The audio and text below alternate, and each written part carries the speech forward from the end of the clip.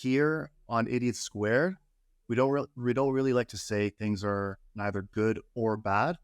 I think we kind of like to lean on whether or not it's useful or not useful.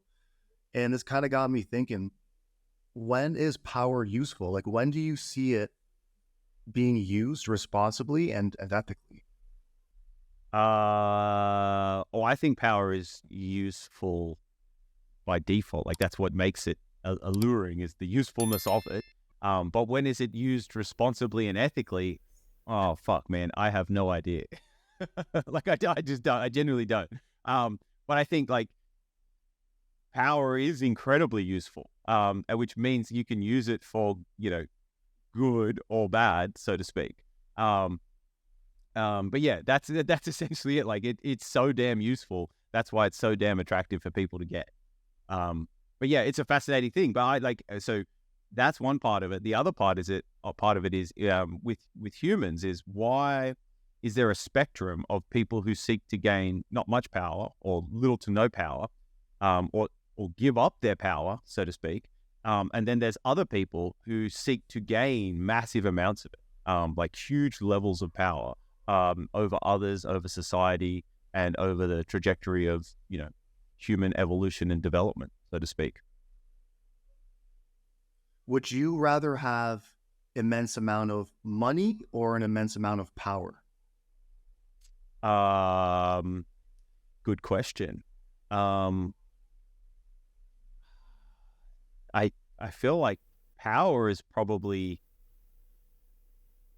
so money is useful in the sense that like you can essentially buy time from other people, so to speak, or you can exchange it for almost anything. Whereas power, like, and you can exchange money for power, but like power in and of itself, you just had massive amounts of it. I don't know if you'd need money. So I think maybe for me, it would be power. Well, they say like in the Western world, money can buy power, but in China, for example, power controls the money, right? So Correct. I could see why if you were in China, someone who wants to sort of make it big is going to have to get the power first to control the money.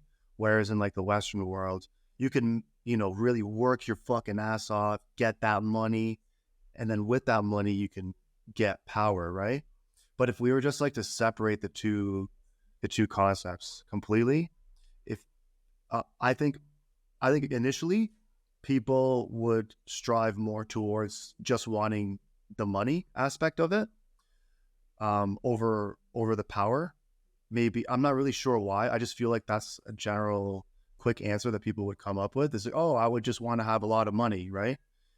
And for some reason, once rich people, or so they say, I wouldn't know, but they say that rich people who get upwards, to the highest 0.1%, they're not looking for more money.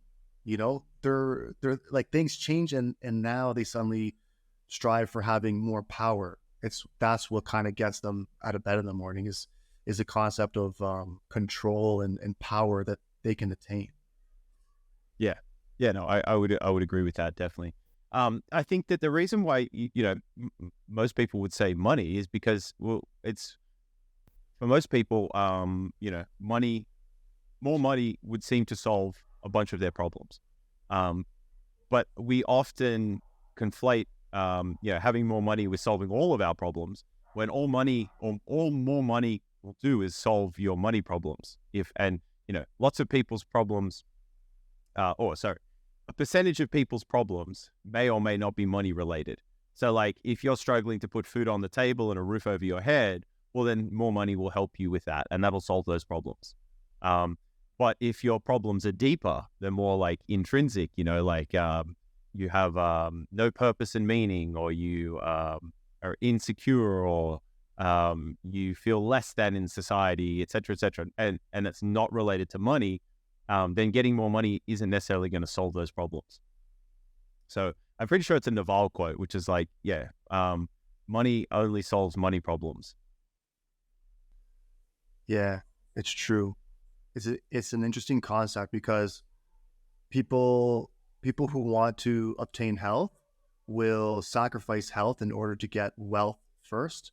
So they'll say, "Oh, I'm gonna work my fucking ass off and sacrifice my health because once I have the money, then I can invest into my health," right? And it's sort of like a double-edged sword kind of concept, if I can use that term there.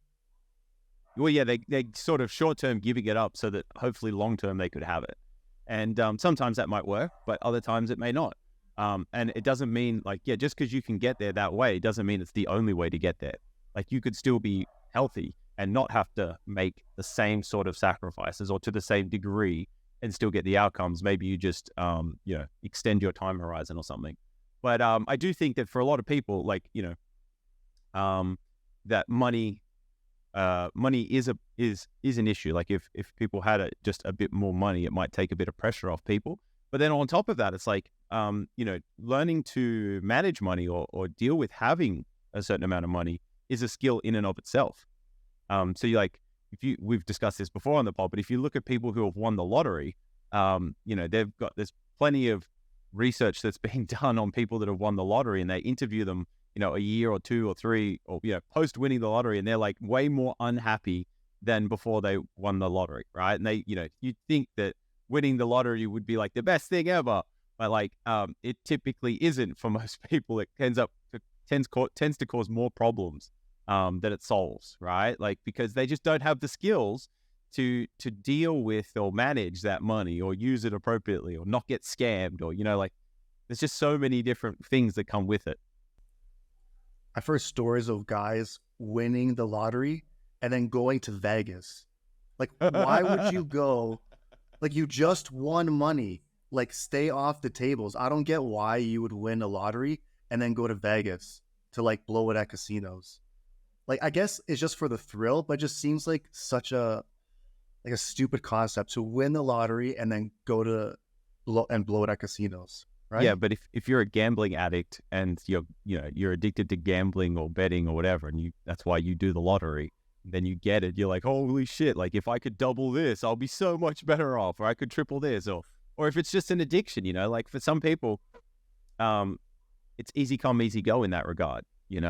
Like that's and that's like they might be addicted to that rush, that high from putting that amount of money on the line, or like that like that's the behavioral loop that they're stuck in. Hence why when they win the lottery, they just continue that behavioral pattern. Like I think it's common for people to think that I get this, if I get this amount of money, I'll change. Like everything about me will change. It's like probably not. It's probably just going to amplify whatever you've already been doing, which comes back to your point that whole like, I'll sacrifice my health to make money so that I can be healthy later. It's like, no, like a lot of the time the trick is to just like start doing the behaviors you really want to have and want to hard code so that like you can practice and get better at them over time, instead of like, oh no, all of a sudden when I get a certain amount of money, I'll switch to doing those behaviors. Like, no, like probably the best time to start is now and just like practice. Yeah, exactly. So when I asked you if you rather have immense amount of money or immense amount of power, you said power, right? So why did you choose power? Well, because I think that power is probably more useful. Like money is useful in our world and our society because we've made it something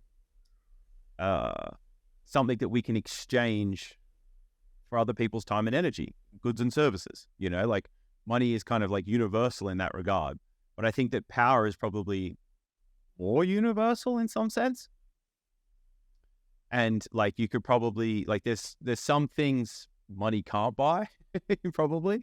And there's and then like, so power probably can get you those things. Now, I answered your question just to provide an answer. I don't necessarily lust for many of those things. Like that's something I battled with in my life, is like, I don't really have that much of an intrinsic sort of drive for power or money. And it's always fascinated me about people that do, because it hasn't been something that I've like had this deep burning desire to acquire, if that makes sense. Like, I've wanted to acquire money and or power indirectly to a certain level, but that's just for a quality of life. That was really it. And so like when I got that quality of life, it was kind of like, oh, like, awesome. Now I can enjoy all that quality of life, but I wasn't driven to keep going any further, if that makes sense. Whereas there are people in the world and throughout history that seem to have like a never ending desire for more and more money and power, if that makes sense.